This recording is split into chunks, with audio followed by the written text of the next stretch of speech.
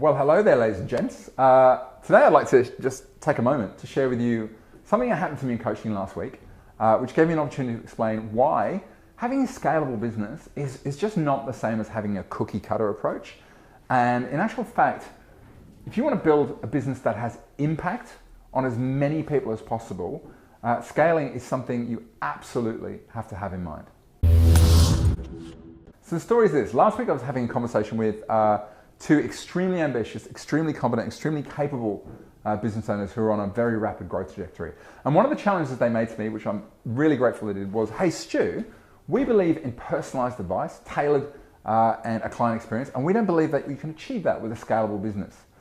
And I'm really glad they asked it, because I think when we talk about scalable businesses, one of the things that comes to mind is often McDonald's. But the fact is that it doesn't have to be a bad experience to be able to be a scalable business. Let me tell you a little story. Groupon. Most people will know them. They were a massive group buying success back in the day, not that long ago, when group buying was actually significant. Groupon actually started out as an activist platform. So the idea behind it was, I love the whales, you love the whales, we come together, we band together, and we can double our efforts. But it just wasn't working that well.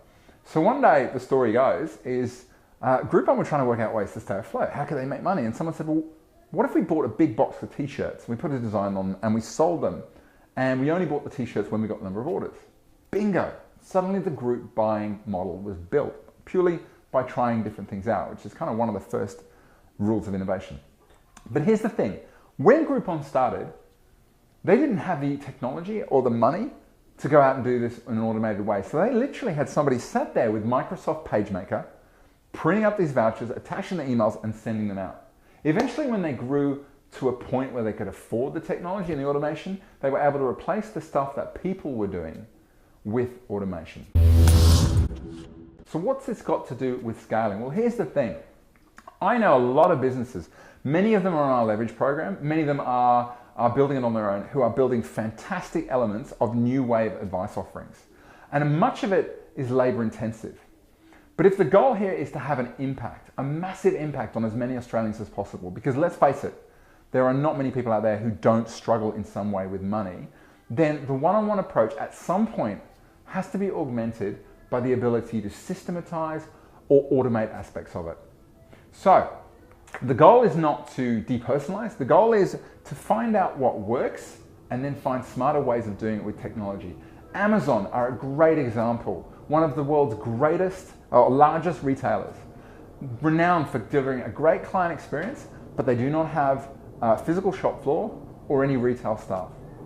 The point I'm trying to make is scale does not have to equal cookie cutter. But as you're growing, if you've got a great client experience and you're delivering stuff that people want and you want to make an impact, the next question you should be asking is, how can I take this process, this methodology, this philosophy that I designed, and deliver it to more and more people by leveraging smarter ways of delivering the same or often better results using technology and automation. That's it for me. I hope you've got something out of this little video blog. It's something I'm really passionate about. If you are interested in scale, if you've got a great client experience and you are interested in finding out more about how you can potentially deliver the same great experience but do so using automation, then we're running a whole bunch of webinars over the next month. You can jump onto our website, register, come along. They're usually massively interactive affairs, and you will get a massive amount out of it. Other than that, if you love what I do, love what we do, feel free to subscribe to our newsletter. That's it from me. Take care, and I'll speak to you soon.